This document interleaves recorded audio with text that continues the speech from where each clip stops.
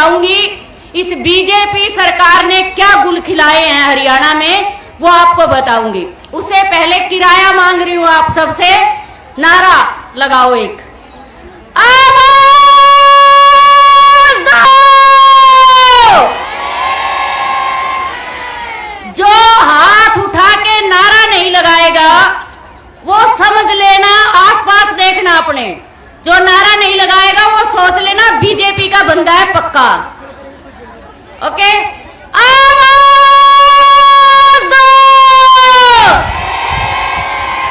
ये दोनों बहनें नारा नहीं लगा रही है, बीच में कैप वाले साथी, ये बीजेपी के रिश्तेदार है कुछ, या नारा लगाओ भाई, आवाज दो। इनकलाब जिंदाबाद, बीजेपी सरकार मुर्दाबाद, आईसीडीएस का निजीकरण नहीं चलेगा। साथियों, अभी पिछले दिनों हरियाणा के अंदर एक आंदोलन हुआ आंगनवाड़ी वर्कर्स हेल्पर्स का, और वो जो आंदोलन है उसको ऐतिहासिक आंदोलन हम कह सकते हैं। ऐतिहासिक इसलिए क्योंकि 119 दिन लगातार तालाबंद हड़ताल रही है हरियाणा के अंदर, आंगनवाड़ी सेंटरों को ताले लगा दिए गए, कोई सेंटर नहीं खुलने दिया। और जब ये आंदोलन चला, शुरुआत इस आंदोलन की हमने पोषण ट्रैकर ऐप के विरोध के लिए की थी।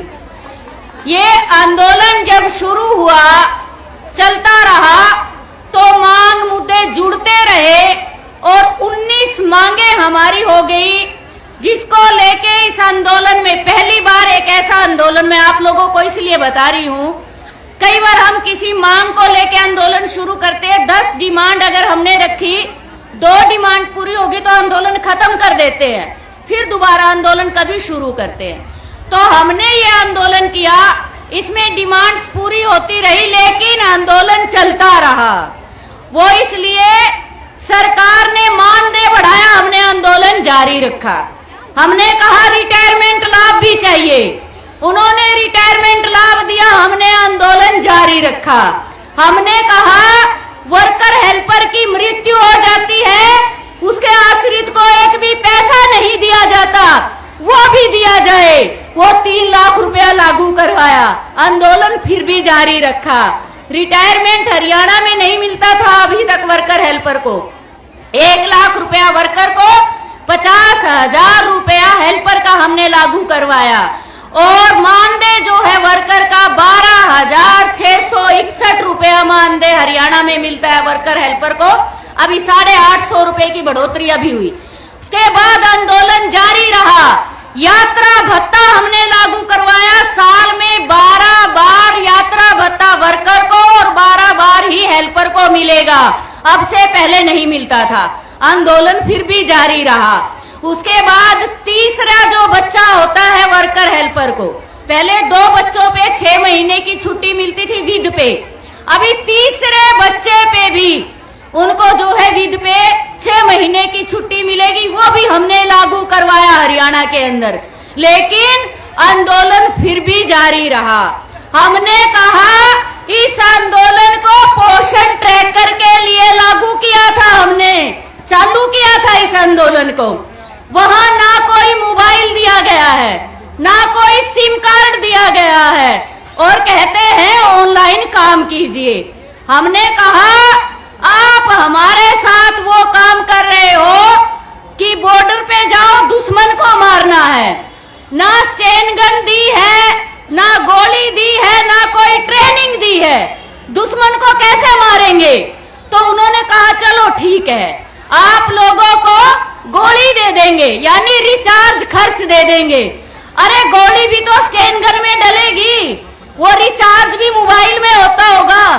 तो फिर बोलते हैं कि आपके पास मोबाइल है तो सही। हमने कहा वो हमारे हैं, वो हमारे पर्सनल मोबाइल हैं, हम उनको यूज नहीं करेंगे। तो वो जो है लगातार इस चीज का दबाव बनाते रहे, हम लड़ते रहे। और उन्होंने, मैं कह रही थी जो कि बीजेपी सरकार ने क्या गुल खिलाए हरियाणा में, वहां राज्य में भी बीजेपी सरकार है, गठजोड़ की सरकार है, डबल इंजन की सरकार है, जेजेपी और बीजेपी का गठबंधन है वहां पर। उन्होंने क्या किया कि महिलाओं का आंदोलन खत्म होने का नाम ही नहीं ले रहा, टीम गठित की विभागीय अधिकारियों की, और रात को 11-11 बजे अधिकारियों को वर्कर हेल्पर के घर भेज रहे हैं, बोल रहे हैं, पति को बोल रहे हैं अपनी पत्नी को रोकिए हड़ताल में जाने से, अगर आपके पास नौकरी नहीं है आपको नौकरी दे देंगे लेकिन अपनी पत्नी को रोकिए। बच्चों को बोल रहे हैं अपनी मम्मी को रोकिए। अरे बहुत सारी महिलाओं की पिटाई करवाई इस सरकार ने, जो नारे लगाती है बेटी बचाओ बेटी पढ़ाओ के, बेटियों को पिटवाती है ये सरकार, और इन्होंने ऐसा हरियाणा में किया। लेकिन हम उन महिलाओं को सैल्यूट करते हैं, उन महिलाओं ने पुलिस दमन को सहन किया, विभागीय दमन को सहन किया, घरेलू दमन को सहन किया, उसके बावजूद भी लड़ती रही, और लड़ते लड़ते हमारी 975 वर्करों की सेवा समाप्त की हरियाणा सरकार ने। दिल्ली में भी कुछ बहनों की सेवाएं समाप्त की हैं, 1000 के लगभग। लेकिन हरियाणा के लोग, वैसे तो कहते हैं हरियाणा के लोग भोले भाले, लेकिन हम इस मामले में अपने आप को ये मानते हैं हम बहुत चालू निकले। हम कोर्ट में नहीं गए, हमने कहा हमें अपनी यूनियन पे, संगठन पे विश्वास है, लड़ेंगे और लड़ेंगे जीतेंगे, और ऐसा ही हमने किया। साथियों, सरकार ये भय बिठाना चाहती थी कि ये सेवा समाप्त से, ये टर्मिनेशन से डर के आंदोलन नहीं करेंगी। मैं आपको उदाहरण देके बता रही हूं, प्लास्टिक की गेंद होती है, बॉल होती है, बच्चे खेलते हैं जिससे, उसको कभी देखना हाथ में उठा के जितना जोर के खींच के मारोगे वो उतना उछलेगी। सरकार जितना दमन करेगी हम उतना मजबूत होके आगे बढ़ेंगे और जीतेंगे, ये पक्की बात है, और वो हमने हरियाणा में साबित किया। साथियों, सरकार ने 975 की सेवाएं समाप्त की, FIR दर्ज करवाई, हमारी बहनों के ऊपर संगीन धाराएं लगाई, और हम इस मंच से कह रहे हैं सिंगल एक भी वर्कर हेल्पर ने कोई तोड़फोड़ नहीं की, किसी के साथ मार पिटाई नहीं की, लेकिन उसके बावजूद भी पर्चे दर्ज किए गए, FIR दर्ज की गई डर बिठाने के लिए। लेकिन उन महिलाओं ने आगे बढ़ के सामना किया। विधानसभा कूच करने जा रहे थे हमारी पंचकुला के अंदर, हमारी महिलाओं के, वर्कर हेल्पर के घरों के आगे पुलिस के पहरे बिठा दिए गए। सुबह निकलना है, रात को पुलिस की गाड़ियां घरों के आगे खड़ी कर दी गई कि महिलाएं बाहर ना निकले, आंदोलन में नहीं जाने देना।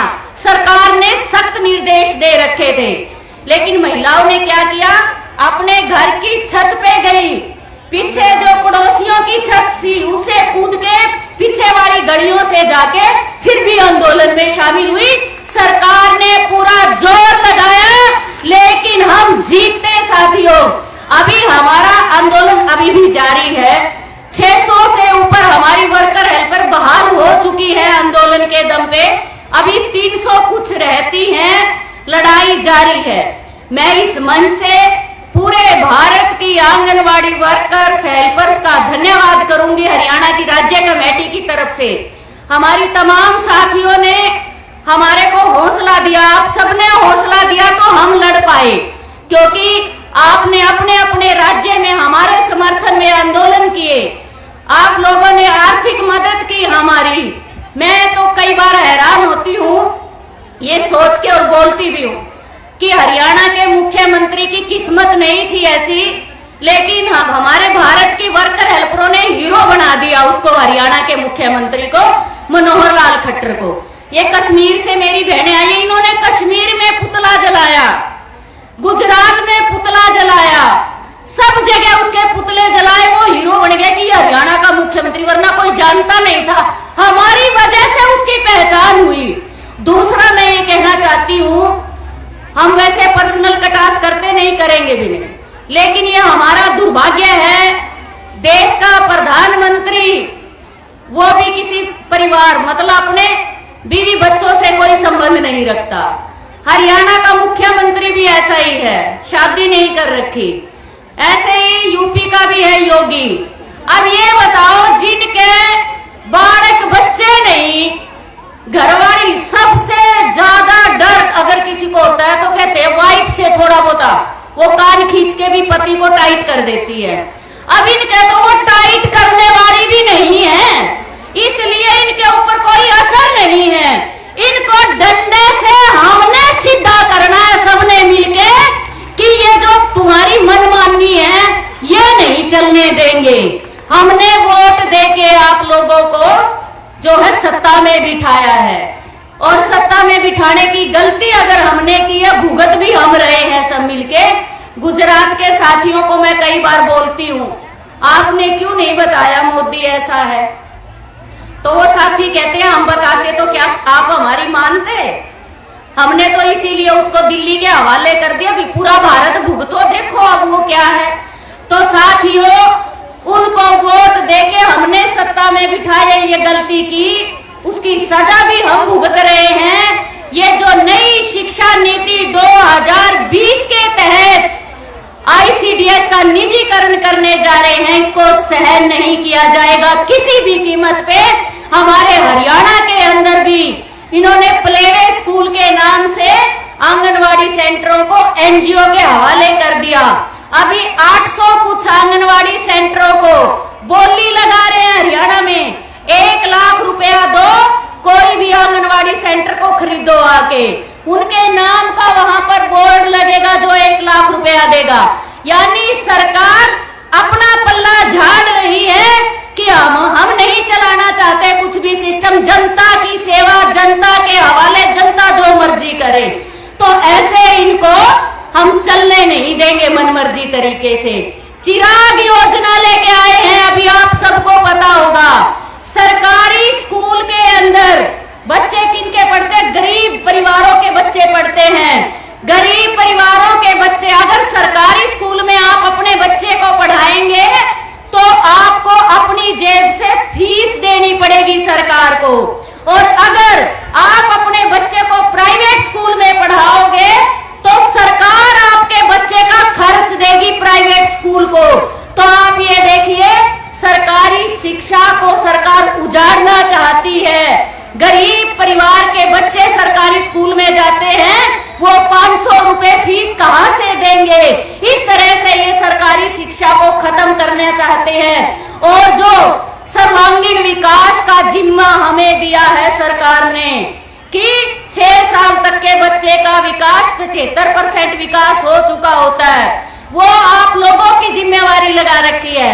वो विकास होगा कैसे? राशन जो बच्चे को हमने भोजन देना है, वो भोजन पूरा नहीं, उन बच्चों को ड्रेस नहीं दी जाती, उन बच्चों को दवाइयां नहीं दी जाती, तो उन बच्चों को जो लाभ मिलने चाहिए आंगनवाड़ी केंद्र में गर्भवती माता को, वो लाभ दे नहीं रहे, बजट में कटौती लगातार कर रहे हैं। वो 75% विकास कैसे होगा? इस पे हम सबको, इसलिए कई लड़ाई ऐसी हैं जो हम अपने अपने राज्य में लड़ रहे हैं, लेकिन ये लड़ाई हमारी सबकी ऐसी लड़ाई है जो साझी लड़ाई, और एकजुट होके बड़े जो हमारा मुखिया हमने चुन रखा है उस पे हमला करने की जरूरत है। हम सबको मिलके इस नई शिक्षा नीति 2020 के खिलाफ भी सबको मिलके लड़ना पड़ेगा, वरना तो ना आंगनवाड़ी सेंटर बचेंगे, ना ये हमारे सरकारी स्कूल बचेंगे। हम मानदेय बढ़ोतरी के लिए नहीं, हम इस स्कीम को बचाने के लिए लड़ रहे हैं, और ये स्कीम तब बचेगी जब हम एकजुट होके इस सरकार के ऊपर हमला बोलेंगे। आप तमाम साथियों ने मुझे सुना, कोई शब्द अपशब्द बन के निकले हो, मैं माफी चाहूंगी। कई लोगों को हिंदी समझ नहीं आती, लेकिन इतने अच्छे तरीके से आप सुन रहे हो, मुझे लग रहा है आपको समझ आ रहा होगा कुछ ना कुछ जरूर मेरी भाषा से। आप सबने मुझे सुना, आपका बहुत बहुत धन्यवाद। 2 नारे की अपील, नारा लगा के मैं अपनी बात को खत्म करूंगी। आवाज दो, लड़ेंगे लड़ेंगे, जीतेंगे जीतेंगे।